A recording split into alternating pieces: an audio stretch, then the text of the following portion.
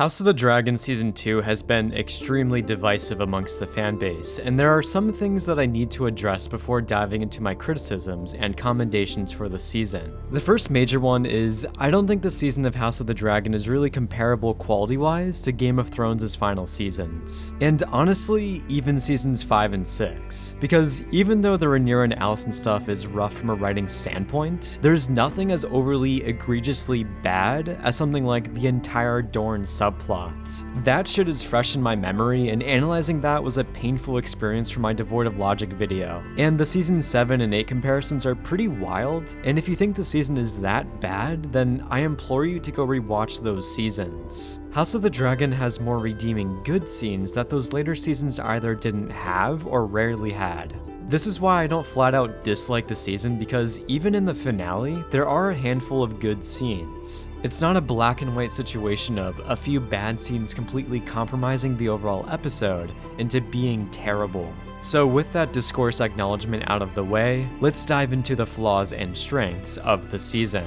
Similar to House of the Dragon Season 1, the biggest changes made by the writers tended to co-align with the most problematic aspects of that season, and that kind of carries over into Season 2. The two scenes of Rhaenyra meeting up with Alicent are plagued with the most writing flaws, and it's not a coincidence that these are also the biggest deviations from the source material. The main flaw within them is that they're fundamentally contrived. Episode 3 scene is a bigger offender because the writers don't consider certain logical points that Rhaenyra should be thinking about, which are, Alicent doesn't actually have any power in stopping the war, which this is the whole point in Rhaenyra going to King's Landing, and Alicent doesn't have much influence over Aegon. Rhaenyra even admits that she knows this in the finale, so that inherently seems like a major contradiction on the writing front. Not to mention the fact that this happens right after Blood and Cheese, so Alicent's headspace could still be tainted with anger. So because of this major oversight and logic from Rhaenyra, it seems like the writers are forcing the narrative into a direction where Alicent needs to hear from Rhaenyra that she misinterpreted Viserys' final ramblings. And because of this scene, the narrative then leads to their confrontation in the finale. It seems like the writers didn't know how to get to this point naturally, and sometimes certain plot points just aren't achievable from a logical standpoint. And when that's the case, I think you need to question whether or not you should take the story in that direction. Because compromising certain aspects of the narrative to get to that point is cut and dry bad writing. Now, this is by far the most damning aspect of the season, and I'll go into more criticisms I have later, but keep in mind that for the later seasons of Game of Thrones, this regularly happens in pretty much every episode. For the finale, by far the biggest controversy is the claim that Alicent's character was ruined. I'm conflicted on this, and first I'll go into what I think is a little overblown, and then the bigger flaw of the scene. We have to consider Alicent's arc this season. She's a morally good character whose main rationalization for what she's been doing has been shattered, which led her to having a bit of an identity crisis for if she's the baddie. Are we the baddies? Having realized this, she feels the only way to redeem herself is to surrender and to do the right thing by saving King's Landing from bloodshed. The price of this redemption is Aegon, and we also have to consider who Aegon is. He's an R-word, is pretty unhinged behind the scenes, recklessly killed a bunch of rat catchers, is a drunk buffoon, and is an incompetent crispy piece of bacon. And his cock also exploded. I know they made Aegon more sympathetic this season, but he's still deplorable. Even with all of this, Alicent still deeply struggled and broke down in considering giving him up to save the realm. I know this is a very big departure as to who Alicent is in the books, but at this point, she's basically a different character. If that upsets you, then that's fine, and I'm only trying to judge the show.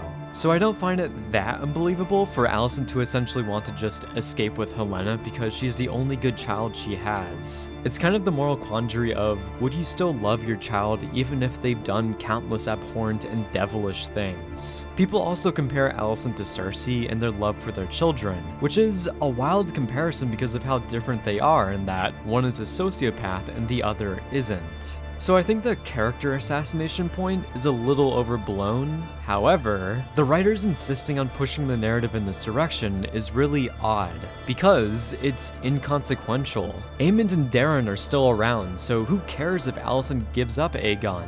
He's not even a threat at this point since he's bedridden and his dragon is dead, I guess. And oh no, Rhaenyra is grappling with the fact that there will be collateral damage when taking King's Landing, even though she gladly massacred a bunch of innocent Targaryen bastards. And this isn't even going into the fact that Aegon leaves King's Landing. Then Allicent also makes the claim that when Helaena is in charge, she'll allow Allicent to make everyone stand down. But would she? The Black Side killed her child. Are the writers forgetting about this? They apparently made Alicent forget about a son for a son since they already traded blows. But why would Helaena personally now support the Blacks as well? I guess we wouldn't really know Helena's headspace since the writers rarely explore her. Alicent also says that once Rhaenyra takes the throne, this senseless war must end. But it won't. All the armies are in place to attack, and Aemond and Daeron are flying around on their dragons. Alicent and the writers are making it seem like by her doing this, she's saving everyone when that's not the case. She's just avoiding bloodshed at King's Landing.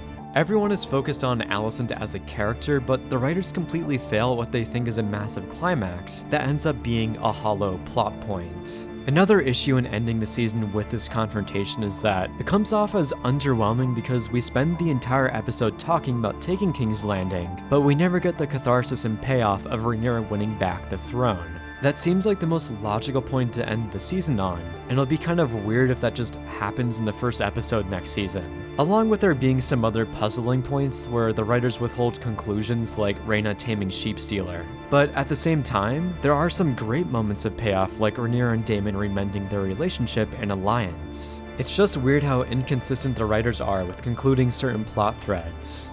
Moving on from the Rhaenyra and Alicent conundrum, let's go into the Green and Black councils throughout the season. For the Green Council scenes, I found every discussion to be pretty riveting. This is mostly because each main character on the council is really complex and they have deep and complicated dynamics with each neighboring character. Between Criston and Aemond initially being a duo, to that souring because of what happened in the battle at Rook's Rest, Alicent's worsening relationship with Criston, Aegon's rivalry with his brother, Alicent trying to control Aemond, Aegon beefing with everyone, Aemond giving unhinged tactics, and Otto trying to hold together this utter shit show until getting booted himself. Every single scene here was so engaging, and I think that's a major achievement on the writing front. These scenes were consistently the highlight of the season to me, and again, these types of great dialogue scenes were essentially non-existent in the later seasons. Now, comparing the Green Council scenes to the Black Council scenes, you start to discover a bit of a rift in terms of quality. And that's primarily because there aren't enough interesting characters on the Black side. Daemon immediately leaving at the beginning of the season condemned a lot of these scenes as being uninteresting because he was the primary force of riveting conflict. The other male lords act as points of conflict, but every Black Council scene tends to come down to them wanting to use dragons or to be proactive in the war, and then Rhaenyra gets mad at them and says no. It gets really repetitive, and these scenes lose their intrigue quickly. I've also seen some people complain about how misogynistic these men are, and that the writers are just trying to turn Rhaenyra into a girl boss by stomping on them. But that's just how gender roles were at that time. Like, Rhaenyra even being in this position and dictating an entire war is pretty insane. So I don't think this is forcing an agenda or whatever, but the overall Black Council conflict definitely pales in comparison to the Green Council. Along with other characters on the Black Council like Rhaenys having simple and straightforward motivations that lack the complexity of her Green Council counterparts. Next, let's address what a lot of people attribute to being the major highlight of the season, which is the Battle of Rook's Rest. I said in my review for that episode that Rook's Rest was an insane battle with outstanding and jaw-dropping action. The production is very impressive, and the advancement in how they filmed the dragon riding scenes greatly increases their quality. It was a great blend of practical and VFX elements, and finally seeing a true dragon battle was a dream come true for many people, because that incomprehensible dragon fight during the Long Night comes nowhere close to this level. Here, we can actually see what's happening, and it may be chaotic, but that's kind of the point when two dragons are dancing in the air. It's just filmed in a way that's a lot more digestible and easier to follow. Now, looking at the scene from a writing standpoint, I find it odd how the fandom highly criticizes Rhaenyra and Alicent's scenes, but then looks past the major flaws within this battle. And it's not like they're minor or anything, and as time has passed for me especially, they've been weighing on me more and more. The first major one is the convenience of Aegon arriving at the exact time Aemond is being summoned, pretty much down to the second. And when we have to consider continental travel, that's insane. I know King's Landing isn't too far away from Rook's Rest, but having this pinpoint accuracy in arrival time is undoubtedly a major coincidence, which the scene fundamentally wouldn't work if that didn't happen because Aemond allows Aegon to go in alone in an attempt to let him die, and if Aegon came any earlier or later, then this would play out very differently. The second issue is Vhagar teleporting behind the castle on the beachside when she originally fell onto the battlefield. This is pretty ridiculous because it's an insane notion that the biggest dragon can go unaccounted for and somehow slip past Rhaenys unnoticed. This could make sense if it was a smaller dragon, but using Vhagar in a stealthy manner is just absurd. It only worked in the season 1 finale because there was a storm and the surrounding clouds destroyed visibility, and that's not the case for the Battle of Rook's Rest. My only assumption for why the writers did this was to make the death of Rhaenys and Meleys more shocking, instead of something more realistic like Vhagar beating Meleys in another 1v1 brawl. Then the final issue I don't think is as major of a deal, but it's Rhaenys' motivation in going back to fight Vhagar again. The reason why she does this is, in defeating Vhagar, she essentially ends the war and stops any future dragon apocalyptic battles. It's definitely a gamble, but it's one that she views as worth it. Although, I don't feel like this was very well communicated to the audience because, from our perspective, she just downed the king and Sunfire along with him and injured Vhagar. Her leaving this battle would have made this a great victory. But Rhaenys just ends up making a blunder at the end of the day, which happens. Now, since this battle has such spectacular action, these writing flaws may not cut as deep because there's a great aspect about the scene that uplifts it overall. So, going back to Rhaenyra and Allicent's scenes, there is a good aspect that also helps those scenes from being terrible, which is the general pairing of these two characters. To me, they have a very deep history, and exploring that conflict via dialogue confrontation is intriguing, despite the overall writing surrounding this being flawed. That's why I'm not being extremely harsh on these scenes, and I wanted to point out the Battle of Rook's Rest as a similar case. I know other good aspects within a scene doesn't excuse bad writing, but at least the quality isn't absolutely in the gutter, unlike Season 8 where the scenes are poorly written with practically no redeeming aspects. Another big point of contention for the season is the pacing. To me, I actually really like the pacing. Game of Thrones in its later seasons was plagued by illogical army movements where they'd constantly teleport around with no sense of time or space. It was extremely frustrating and undercut the realistic and grounded nature that those first 4 seasons established, along with a lot of allies just disappearing like Dorne, and there was no type of complex relationships between the different houses. So season 2 may be slow, but it actually makes sense. The show feels grounded again, and there's much more depth for each house. It's really refreshing to me. I know that the overall season doesn't have enough action, but I feel like that's more of an issue with there not being 10 episodes, and the finale is definitely at fault for not ending on a major plot point. All the developments though within Harrenhal I found to be intriguing. I see a really common point of criticism in that this was all filler and nothing happened. To me, that's an extremely hyperbolic criticism and is probably being fueled by fans being upset at the show. Sure, some of Daemon's visions could have been cut, but declaring all of this as pointless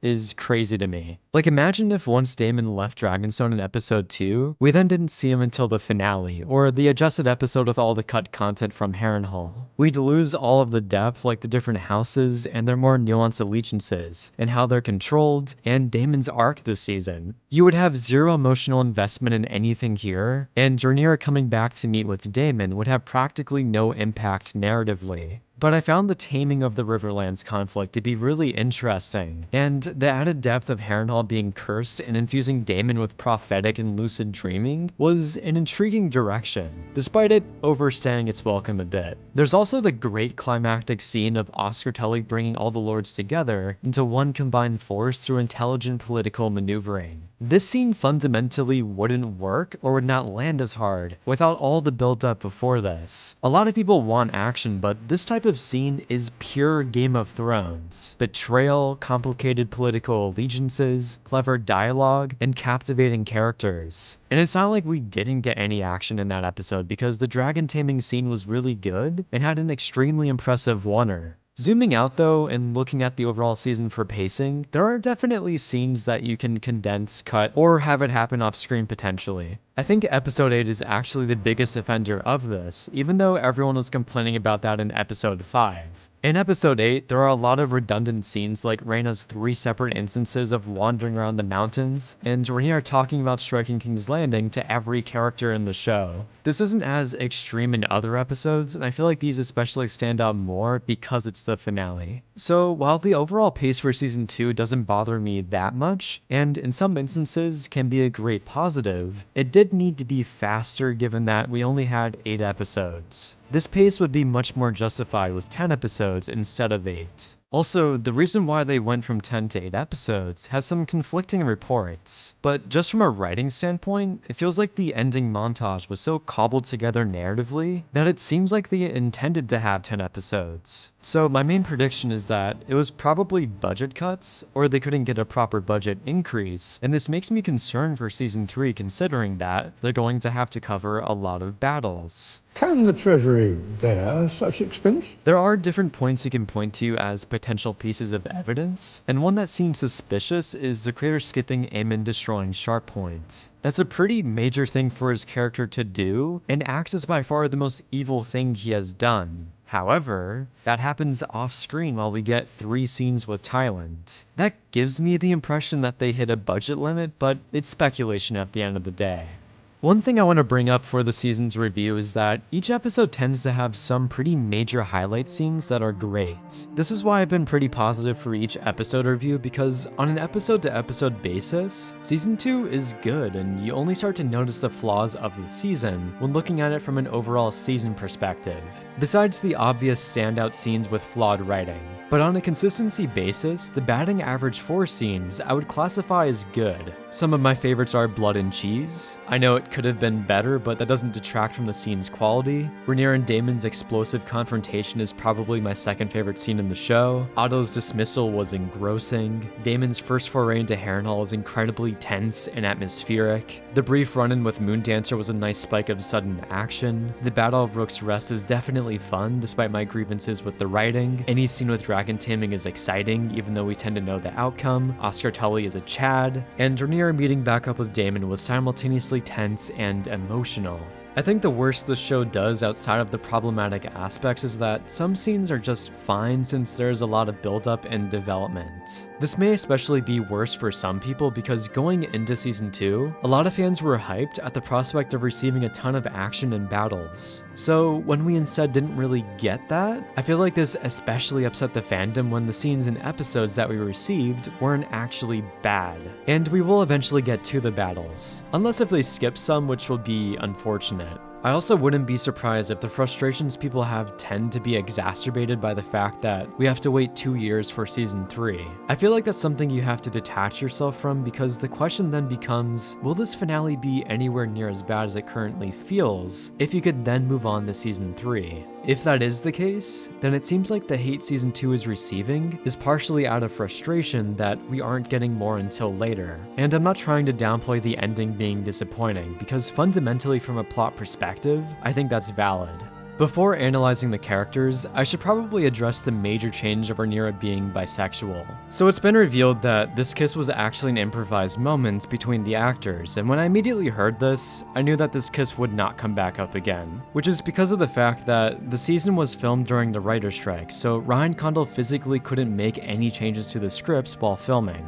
This just makes this moment stand out as being jarring because, on top of there not being any setup or allusion to the fact that these characters are romantically interested in each other, it also just doesn't get addressed again. Mysaria has 2 more scenes with Rhaenyra after this, and you would think that it would be a pretty integral point in the story to follow up on this. But the fact that it's not makes that kiss feel like a fever dream that never happened. I know they physically couldn't address this in the writing later on, but I feel like to avoid this, Ryan Condal probably should have stepped in and said no to this improvisation. And if they really want to, they can develop this in season 3. But since Daemon is back, I'm not looking forward to a potential love triangle, along with Mysaria being arguably the least interesting character in the show. She's Varys if you were to suck out all of his colorful personality traits, and I was going to say also removing his cock, but George is ahead of me on that front. So originally when reviewing this development for Rhaenyra, I wanted to wait and see how it would be addressed later in the season, and the fact that it's not adds even more to the jarring nature of this moment. Let's finally dive into the characters, and we can start with Rhaenyra since I was already kind of talking about her.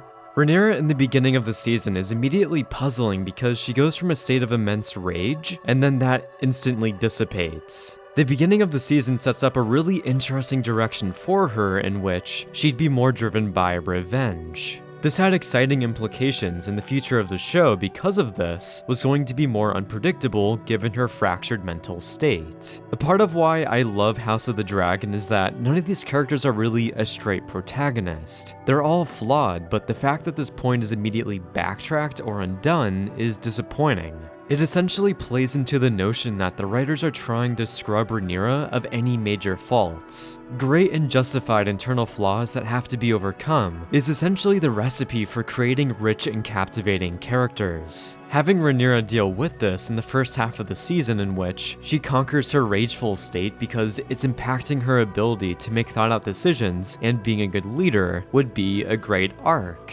This is really frustrating because I feel like the writers were on the cusp of something remarkable in terms of Rhaenyra's intrigue this season. Like in the first episode when she says she wants Aemond and looks directly into Daemon's eyes while saying that, I thought that was her indirectly communicating that she wanted Daemon to do some shady shit. Then during their confrontation, all of the blame is on Daemon, which just feels so misplaced, given that Rhaenyra's thirst for revenge kickstarted this event. It feels weird narratively that the writers are kind of vindicating Rhaenyra of this action, and she is to be partially blamed here. You can't just give an order like that and pretend to be innocent next episode. Or, I don't know, maybe that's the intention of the writers, but regardless, having Rhaenyra drastically change off-screen is an odd writing choice. Besides what I would classify as a missed opportunity, she was mostly solid throughout the season. Her going to King's Landing is still absurd, and I found it interesting her grappling with the fact that she can't really do anything because she has to protect herself. But she does overcome this by coming up with the idea with Jace to test Targaryen bastards and taming the unclaimed dragons. I'd probably enjoy her much more if the Black Council had more interesting characters, and she's always at her best when she's paired with Daemon.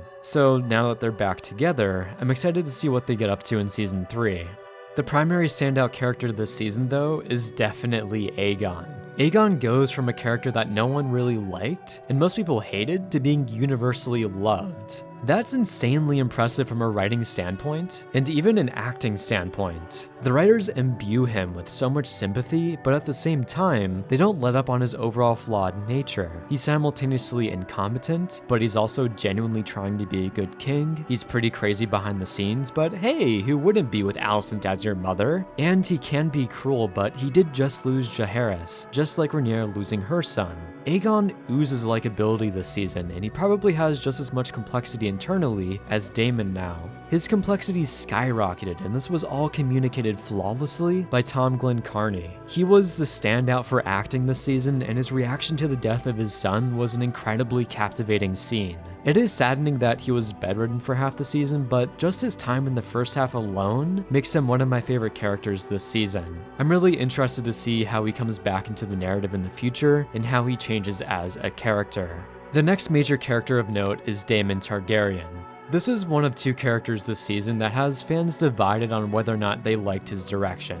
For me, I really liked Daemon's internal introspective deep dive this season. For season 1, Daemon was much more proactive in the plot, and he was constantly impacting the narrative in a big way. But for season 2, I love how they peel that back and force Daemon to look inward and essentially confront his demons, because he has a lot of internal flaws. This forces Daemon to grow as a character, as his flaws and past mistakes are thrown into his face quite literally. As an example, after especially rewatching season 1, I love how Daemon gets to see his brother again and warmly embrace him. I feel like that's a major regret Daemon has because throughout season 1, they're estranged and Daemon constantly upsets Viserys with his actions. Not until the very ending does Daemon have a genuine and nice interaction with his brother, besides in episode 4, but that's immediately compromised by what Daemon does to Rhaenyra. In season 2 though, he finally gets that warm and tender brotherly interaction, and the writers use that moment to have Viserys implant the idea that Daemon fundamentally would be a terrible king, and he'd probably also hate being king.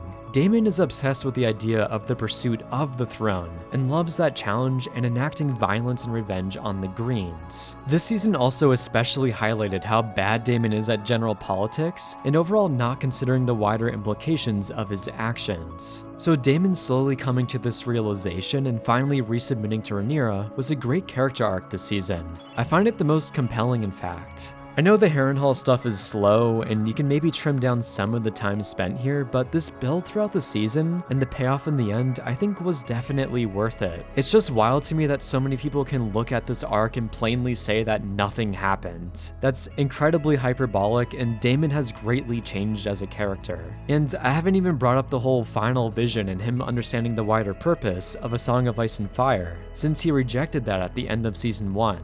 So yeah, Daemon continues to be my favorite character, and just because he wasn't involved with any action doesn't make him any less interesting. The other controversial character this season is Allicent. On one hand, people were complaining that Allicent had nothing to do this season, which is a whole issue I'll address, and then on the other hand, the second the writers gave her something to do, they absolutely squandered it. So her character was just cursed this season. As I said before, I think the whole character assassination point is overblown, and the writing for the scene is definitely bad, along with this direction Allicent goes on being pretty forced, since it's enacted by a really contrived plot point. Right now though, I'm just going to look at Allicent and how she has been handled as a character. She's always had a strong moral compass, and she only justified her actions because she rightfully witnessed Viserys say he wanted Aegon to be king. She had some doubts and definitely didn't want a war, but she was taken advantage of by Otto. She was swept away by the tsunami, and she's always been the protagonistic viewpoint within the Greens. That's why I largely disagree with the criticism that Alicent is a useless character. If anything, I think she's a critical character. She turns what would otherwise be a cut and dry antagonistic perspective with not much complexity into something that's more gray and conflicted. I know the show still positions the Green side as being the villains, but Alicent on her own gives that side more depth because she's a contrasting viewpoint to everyone else. She's the morally good anchor, and seeing her clash with everyone on the council is integral in making those scenes more interesting by infusing them with character-related conflict. A character doesn't solely need to impact the plot in a major way to give them importance within a narrative. They can be used to instill more personal drama that impacts characters in a more nuanced way. And this isn't bringing up her ending in which she makes a bigger impact. Instead, she's primarily being used as a point of view character, and because of her, the Green side is more sympathetic. She's the redeeming aspect on that side of the story, and her character arc this season aids that fact. Yes, her scenes with Rhaenyra are problematic and divisive, but entirely ignoring the value she brings to the narrative and declaring her as being terribly written, I think is a bit much. Then, I don't want to spend a ton of time on every other character, so I'll briefly touch on the rest quickly. I love how unhinged and purely evil Aemond is. He kind of acts as a nice point of variety in comparison to the other characters because he flat out just doesn't have any sympathy from the audience. He's genuinely terrifying, and his past also imbues his character with a bit of rich emotional complexity that gives him a bit of humanity that he also tries to bury. Jace is mostly okay. He doesn't have much internal conflict or anything about him that inherently makes him interesting. He's drastically overshadowed quality-wise by most other characters. However, the last half of the season does a bit for his character since his insecurity of being a bastard is being explored. So this gives him a new and interesting internal conflict and something for him to deal with externally, as in dealing with those new characters. Corlys, I think, is the most underwhelming this season. It feels like he had practically nothing to do. He was given hand, but we never got to see him be hand and have any kind of meaningful discussions on the Black Council. I also think he should have been given a mini arc in which he channeled his frustrations of Rhaenys' death towards Rhaenyra and then slowly was convinced to come back by Baela. Like, Corlys at the end of Season 1 didn't even want to be on Rhaenyra's side. He wanted to be neutral and was convinced by Rhaenys to support Rhaenyra. So with that personal anchor now abruptly gone, I wish the writers pushed his character in a direction to have some conflict with Rhaenyra. That girl destroys everything she touches. Then the scene in the finale where he's like, I'm doing this for Rhaenys' memory, I think would land harder. Definitely the most disappointing character treatment in season 2, especially since he was great in season 1. Otto has an incredible final scene that essentially acts as an outstanding marathon of acting. I hope he comes back in season 3 and he doesn't just die in that cage, or at least he has a more meaningful death. If he is in the King's Landing dungeons though, then theoretically wouldn't Rhaenyra just find him down there? I don't know, we'll see what happens with him.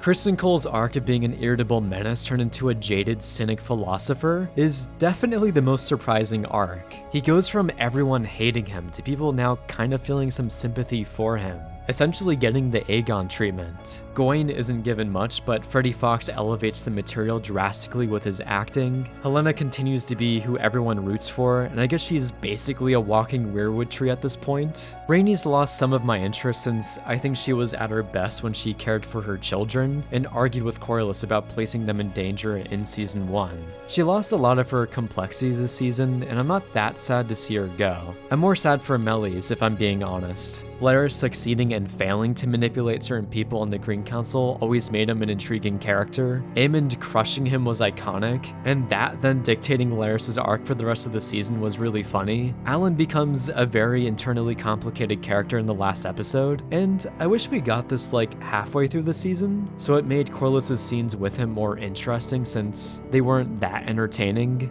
Miss Arya is unfortunately bland, but at least they fixed her atrocious accent from the first season, and Baela and Rhaena sadly still feel like background characters. They really shouldn't have spent so much time on Rhaena this season, especially since we didn't get her taming sheep stealer. So yeah, I'm overall mixed on the season. If it was 10 episodes instead of 8, that would probably fix quite a few of the issues I had. I definitely don't hate the season as much as other people do.